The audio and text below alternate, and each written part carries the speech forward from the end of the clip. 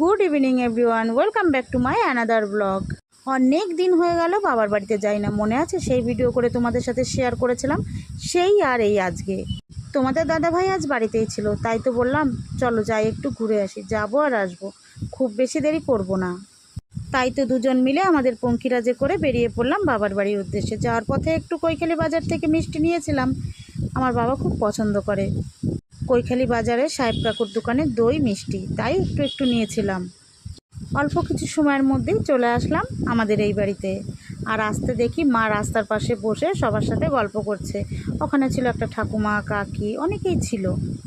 আমি আসাতে মা উঠে চলে আসলো ওখান থেকে। তারপরে ঘরে গিয়ে মা বাবার সাথে কিছু সময় গল্প করে, আর এদিকে জানো তো আমার মা যদি আমরা ওখানে যাই পাগল হয়ে যায়, কি দেবে কি না দেবে। অ্যাকচুয়ালি মা বেশিরভাগ ওখানে শাক পাতা এইসব, আমাদের এদিকে তো এটা পাওয়া যায় না কেনা ছাড়া।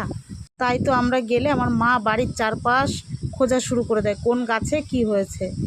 আর যদি একটু আগের থেকে জানতে পারে যে আমরা যাব, তাহলে আমরা যাওয়ার আগেই গুছিয়ে রেখে দেয় সব কিছু।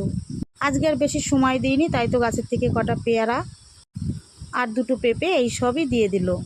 ওগুলো সব নেওয়া হয়ে গেছে। তোমাদের দাদাভাই গাড়ি রাস্তায় তুলছে, আর দেখেছো চারিদিকটা কেমন ঘাস ঘাস হয়ে গেছে।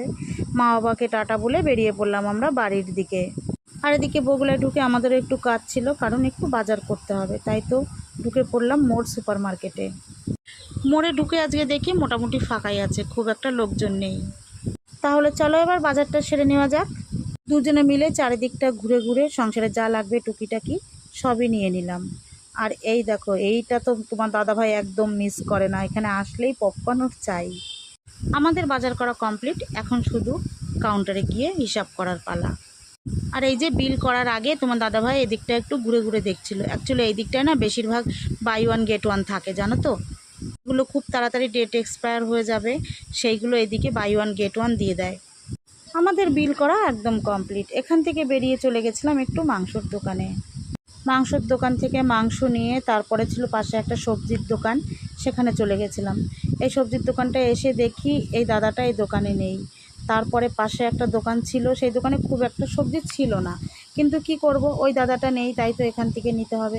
ইনি আবার ওইখানে বসে পাশে বসে তাস খেলছিল, ইনিও উঠতে চাচ্ছিল না জানো, তারপরে জোর করে ডেকে নিয়ে আসলাম। ব্যাস, আমাদের নেওয়া হয়ে গেল সবজি। এবার চললাম বাড়ির দিকে। আর এই দেখো আমাদের কলেজ পাড়ার রাস্তা।